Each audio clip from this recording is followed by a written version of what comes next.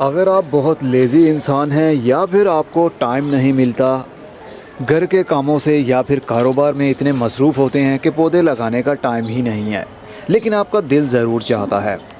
और भले आप फिज़िकल अनफिट रहते हैं, लेकिन दिल तो चाहता है कि हमारे पास भी पौधे हो, हम भी उनकी केयर करें, लेकिन ज़्यादा टाइम उनको नहीं दे पाएंगे।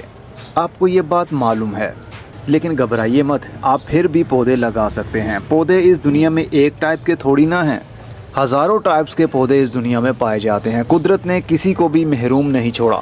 हर किसी के लिए इस दुनिया में जगह है, हर किसी के लिए इस दुनिया में काम है, बस थोड़ा सा समझने की ज़रूरत है। इस दुनिया में बहुत खूबसूरत पौधे भी हैं। जितनी खूबसूरती में आप डूबते चले जाएंगे, उतना ही परेशानी आपको घेर लेगी, उतनी ज़्यादा केयर भी देनी पड़ेगी उन पौधों को, क्योंकि खूबसूरत चीज़ें नाजुक होती हैं और नाजुक चीज़ों की ज़्यादा हिफाजत करना पड़ती है। आपके घर में धूप नहीं आती, बस सूरज की रोशनी आती है, तब भी आप पौधों को लगा सकते हैं। बस आपको पता ये होना चाहिए कि किस जगह पर कौन सा पौधा लगाना है, कौन से पौधे की केयर कम करनी है और किसको ज़्यादा केयर की ज़रूरत है, ताकि आप वो पौधा ना लगा सकें। तो ये बात तो आपको नर्सरी पर जाकर ही पता चल पाएगी। नर्सरी वाले को जब आप जाकर कहेंगे कि हमें ऐसे पौधे दो जिसे बहुत कम पानी देना पड़े, और ऐसे पौधे दो कि हमारे घर में धूप नहीं आती, तो कौन से पौधे लगा सकते हैं, तो वो आपको बहुत सारी वैरायटीज़ बता देगा। इतनी वैरायटीज़ उनके पास होती हैं कि इतनी तो मेरे पास भी नहीं है, क्योंकि मैं छत के ऊपर क्या क्या रखूं। हर पौधे की हिफाजत मैं भी नहीं कर पाता, सीधी सी बात है। वो पंजाबी में कहते हैं ना कि कल्ली जान स्यापे हज़ार, तो मेरा भी कुछ यूं ही हिसाब है। मैं अकेला क्या क्या करूँगा, किस किस पौधे को पानी दूँगा। और बातें करने वाले तो सिर्फ बातें ही करना जानते हैं कि पौधे लगाना कौन सा मुश्किल है, आप ड्रिप इरिगेशन लगा लीजिए, आप जहां मर्ज़ी हो आप अपने पौधे को पानी दे सकते हैं। लेकिन उनको क्या मालूम, कहीं पर हमारा बहुत छोटा सा गमला पड़ा हुआ है, कहीं पर बहुत बड़ा गमला पड़ा हुआ है, और कहीं पर तो बिल्कुल ही टाइनी सा पॉट है। कहाँ कहाँ पर एक पाइप को फेरूंगा मैं कि हर पौधे को पानी लगता रहे। ये कोई ज़मीन या क्यारी थोड़ी ना है, या फिर एक जैसे गमले तो मैंने रखे नहीं हुए कि पाइप लगाता जाऊं और ड्रिप इरिगेशन लगा दूं, पाइप से पानी भी मिलता रहे। तो छोटे बड़े गमलों को पानी देना आप जानते हैं बहुत मुश्किल होता है। कहीं पर हैंगिंग पॉट्स लटके हुए हैं, तो कहाँ कहाँ पर जनाब मैं पाइप लगाऊँगा। तो ये वीडियो उन लोगों के लिए है जो बहुत मसरूफ़ रहते हैं, भले वो हाउसवाइफ हो, भले वो एक कारोबारी बंदा हो, भले वो कोई जॉब करता हो। पौधे लगाने का शौक़ है लेकिन टाइम नहीं मिलता, तो उनके लिए सबसे पहली सजेशन तो यही होगी कि आप सब्ज़ी वाले पौधे लगाने के बारे में सोचेंगे भी नहीं। आप सिर्फ़ और सिर्फ ऐसे पौधे लगाने के बारे में सोच सकते हैं जिनको पानी कम देना पड़े, और अगर कभी पानी ना भी मिले तो भी आपके पौधे सरवाइव करते रहें। मेरी नज़र में सबसे ज़्यादा जिसकी कम केयर करना पड़ती है वो पौधा है फाइकस का, जो कि अभी आप देख रहे हैं। फाइकस की इस दुनिया में बहुत नस्लें हैं, बहुत डिफरेंट शेप्स भी आती हैं, वेरिएशन भी आती है उनके पत्तों के अंदर। जैसा कि हमारे पास स्टार फाइकस भी है, वो मैंने बड़े गमले से निकाल कर छोटे गमले में लगा दिया था।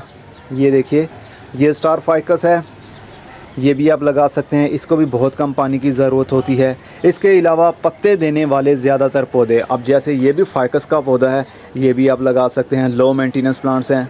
इसके अलावा स्नेक प्लांट लगा सकते हैं। ये जो लंबे लंबे आपको पत्ते दिख रहे हैं, ये भी आप पौधा लगा सकते हैं। इसकी भी बहुत कम केयर करना पड़ती है, पानी भी बहुत कम देना पड़ता है। और ये भी एक स्नेक प्लांट की वैरायटी है जिसके पत्ते साइडों से पीले हैं, अंदर से वो ग्रीनिश कलर का है।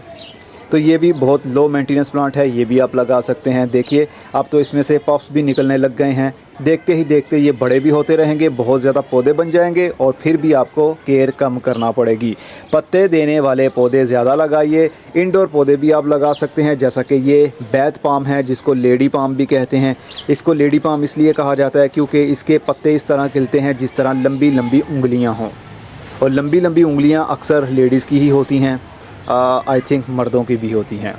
बहरहाल इसको नाम दिया गया लेडी पाम का, वैसे इसको बैथ पाम भी कहते हैं। बस ऐसे पत्तों वाले पौधे नहीं लगाने जिनको धूप की ज़रूरत होती है, जैसा कि ये शकरकंदी की बेल है, इसको धूप की ज़रूरत होगी, शेडी एरिया में ये सही चल नहीं पाएगी। बस ऐसे पौधे आपने नहीं लेने, क्योंकि आपके पास अगर फुल धूप में रखने वाले पौधे हुए तो ज़रूरी है कि उनको डेली बेस पर आपको पानी भी देना पड़ेगा। अगर आप पानी नहीं देंगे तो फिर आपके पौधे सर्वाइव कैसे कर पाएंगे। फिर कहने वाले लोग यही कहेंगे कि ड्रिप इरिगेशन लगा लो। भाई, ड्रिप इरिगेशन को संभालना कोई आम बात थोड़ी है। बात बात पर ड्रिप इरिगेशन लगा लो, ड्रिप इरिगेशन लगा लो, जैसे उन्होंने खुद लगा कर देनी है। हद होती है जनाब। तो आपने शेड में लगाने वाले पौधे ही लेने हैं। भले आपकी छत पर फुल धूप भी आती हो, घर में धूप भी आती हो, लेकिन आपने पौधे वही चूज़ करने हैं जो शेडी एरिया में चल जाते हैं, क्योंकि धूप में रखने का फ़ायदा नहीं होगा, रोज़ रोज़ पानी देना पड़ेगा। क्या आपके पास इतना टाइम है? टाइम नहीं है। इसीलिए तो मैं आपको बता रहा हूँ कि ऐसे पौधे आपने लेने हैं जिनके सिर्फ पत्ते ही रहते हों।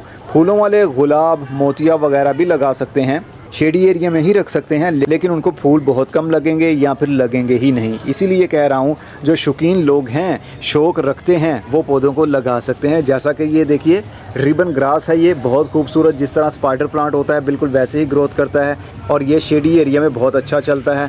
धूप में ये सर्वाइव नहीं कर पाता। इस तरह काला घास भी है एक। इस तरह के पौधे आप हैंगिंग पॉट्स के अंदर भी लगा सकते हैं। ये वो पौधे हैं जो नर्सरी से, तकरीबन हर नर्सरी से आपको इजीली मिल जाते हैं। बस आपने नर्सरी पर जाना है और उनको बोलना है कि हमें ऐसे पौधे दो जो शेड में चल जाएं, जिनको पानी 3 से 4 दिन के बाद देना पड़े, तो वो आपको बहुत सारे पौधे रिकमेंड कर देगा।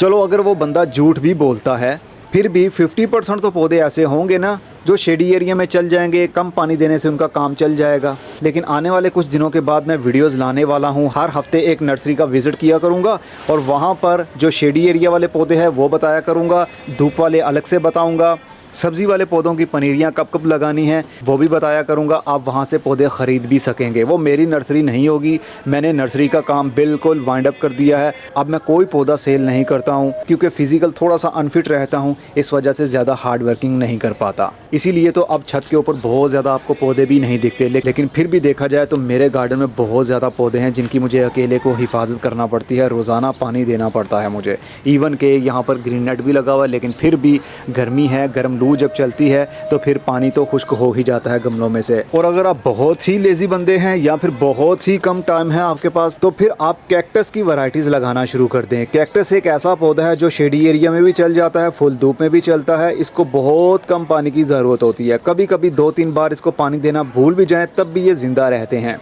तो कैक्टस पौधे मुझे ज़्यादा पसंद नहीं है, क्योंकि उसके कांटे होते हैं और ग्रोथ काफ़ी हद तक स्लो होती है। इसी वजह से मैं ज़्यादा कैक्टस के पौधे लगाता नहीं हूँ। लेकिन ये इंतहाई लो मेंटेनेंस प्लांट्स होते हैं। कैक्टस की बहुत ज़्यादा वैरायटीज़ होती हैं, वो तो नर्सरीज़ पर आपको जाकर पता चल जाएगा कौन कौन सी कैक्टस की वैरायटीज़ आपको मिल सकती हैं। तो इनको भी बहुत कम पानी की ज़रूरत होगी। तो आसान सा हल तो मैंने बता दिया। नर्सरी पर जाइए किसी पर, वहाँ पर बताइए उनको कि हमें ऐसे पौधे दें जिनको बहुत कम पानी देना पड़े, इवन के जून और जुलाई के महीने में भी बहुत कम पानी देना पड़े, तो फिर वो आपको बहुत सारे ऐसे पौधे बता देगा जो कि लो मेंटेनेंस प्लांट्स होंगे। जैसा कि अभी आप देख सकते हैं, ये डेजर्ट रोज़ है जिसको अडीनियम कहते हैं। ये पौधा फूलों से अब भरा हुआ है और इसको बहुत कम पानी दें, पत्थरों के अंदर लगा होता है। ये भी नर्सरी से अब आसानी से मिल जाते हैं, कोई नायाब पौधे नहीं रहे। पहले ये पौधे नायाब होते थे, लेकिन अब हर नर्सरी पर आपको मिल जाते हैं। अब मैं चलता हूँ, अपना बहुत सारा ख्याल रखिएगा।